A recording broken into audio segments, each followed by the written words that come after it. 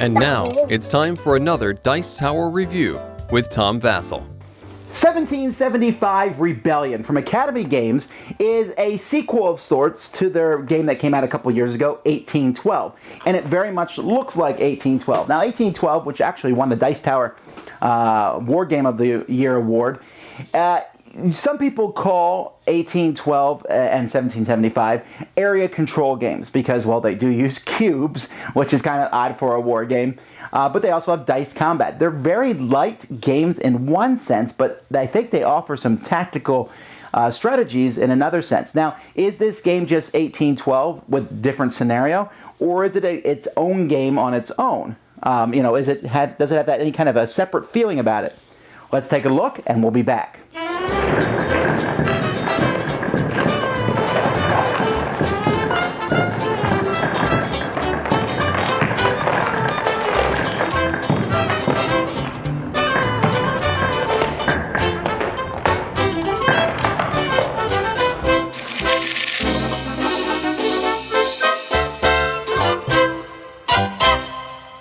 The first thing I want to do is show you the box. In the box here, I think it's a pretty cool box and how they have a spot here really for each person's pieces, the cubes for your pieces, the dice that you have room for the cards that can go into each person's slot here.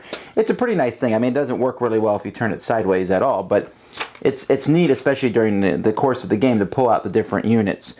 There are different armies in this game. You have the British units, you have the Loyalist units that help them, you have the American Army, the Patriot, and then the Patriot Militia, who help them out. Then you have the Purple French and the Orange Hessians, and then the Green Native Americans. So those are the different armies that are available. Now, the way the game works, here's a map. Now, this is kind of a wonky map because it's America, and you can see here's Maine and down here South Carolina, but it's kind of like a diagonal version of it, so it's not always instantly recognizable, but it works really well. They did a good job at utilizing board map space on here. Now, if you look, each spot on the board shows you where starting units go. This is for the regular base game, although there is a 1776 and a Siege of Quebec, which have some things changed about them, but it shows you the starting units and where they're going to go in the different areas on the board. And players also will have a chance to add in 4 extra reinforcements of their wherever they want, basically, at the beginning of the game. Now, the way the game is going to progress is players are going to be adding reinforcements, playing cards, attacking the enemy, and continuing on. Players are going to have a handful of cards for their type. Here's the Loyalist Militia cards, for example.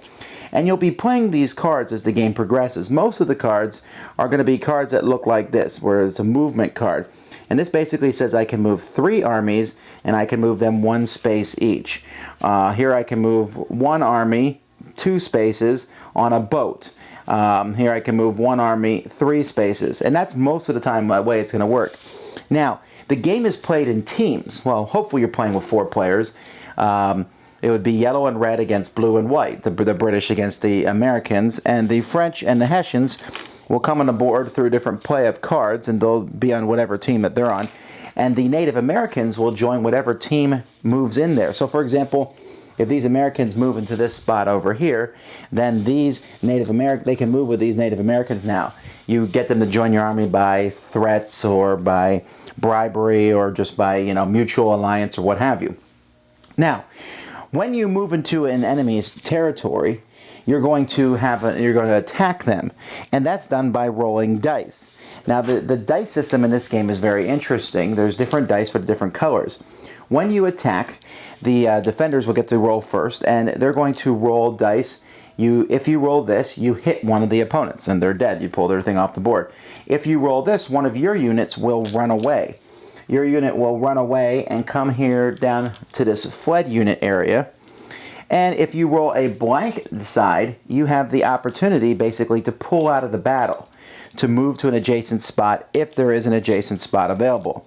The different dice are coded. For example here, if I'm comparing the Loyalists hit on 2 sides and they run on 2 sides, and they have blanks on 2 sides, while the British regulars will hit on 3 sides, they have blank on 3 sides. They never run from battle. And so the different sides will have different things depending on what's there.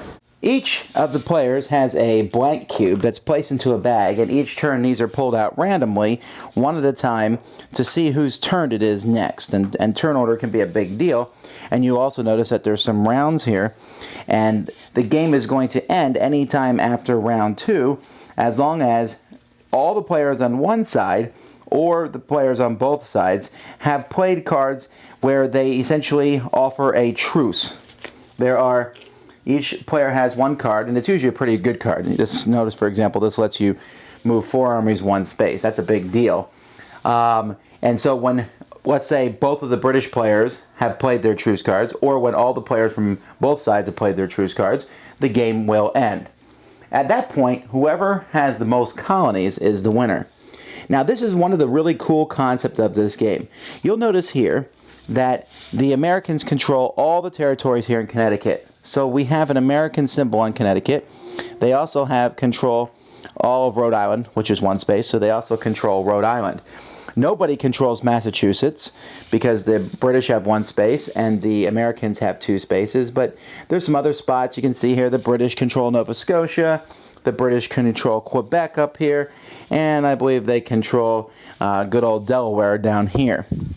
Now, to control an area, you just need to have people in the spaces and none of your opponents in it at all, and there can't be any Native Americans unless you are working with them together.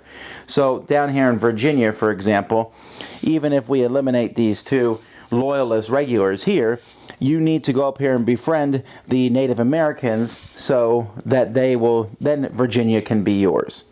Now, controlling these is important because when the game ends, whoever controls more colonies is the winner. If it's a tie, Canada wins, and we can't have that. Another big deal, though, is at the beginning of each round, you get to bring in 4 reinforcements plus any fled units from a previous round. You can only bring them into a city spot, and the cities here, you can see that Philadelphia is a city, and so is Trenton, and you can only bring them into a city spot of a colony you control. So if you don't control any colonies on a certain part of the board, you don't have any spots to bring in your people. And so you could play, there's actually, different strategies really of the game. The Americans have a good chance to take the South at the beginning of the game, and they can take the South, but then that's the only spot you can bring people in. And you can move up north if you lose your foothold at the beginning. For example, the Americans have Connecticut and Rhode Island. If they lose those spots where they can bring in troops, then there's nowhere to bring people up north. While the British have a pretty strong hold in Nova Scotia and Quebec, so they have a stronger hold as the game goes by, but is that enough? And will they be able to cement their control in the South? And so that gives you kind of a basic overview of the game. Basically, you add reinforcements, you play a card, you move troops, you fight, you see the results with the dice that you have, and you keep playing until the truces have been declared, and then whoever has the most colonies is the winner. Well, 1775 Rebellion. I'm just going to say straight out, this is a fantastic game. I really, really like it. Now, I'm not a heavy war gamer, and that makes heavy war gamers turn up their noses to me, but to them I say, because really, I'm looking for a game that gives me a historical feeling and yet is light and fun. I don't need to look at 75 different charts, and I think this one does that in a phenomenal way. This game is, I think, superior to 1812 in multiple ways. Now, 1812 had 5 players. This one only has 4, although I think this one works really well with 2. But there's some features about this game that I really like, and some of these are going to be duplicated in 1812. First of all, I like the fact that there's different armies working together. Obviously, for example, the British regulars are better than the Loyalist troops. They just are. But when you're killing units, you get to decide which units die. If you kill all the Loyalist troops, then when it's the Loyalist player's turn, he can't move an army. See, when you move an army, you can move a combined army that has at least a piece of your color in it. So if all your pieces of color are destroyed from an army, you can't move that army. So letting both players have the ability to move an army is a pretty neat thing. Also, even though the Loyalists and the Colonials aren't as good, the fact that they run away and live to fight another day is a good idea, and so they have that chance to come back in full force somewhere else on the board, popping up and showing up. But what makes this game really interesting is that whole territorial control thing. I don't know what it is exactly. This game gave me a bit of reminder to a game that I really love, which is Twilight Struggle, as you're fighting over different areas on the map, because at the very end it's very strategic as you're sitting there going, okay, I need to control as many regions as I possibly can on the board.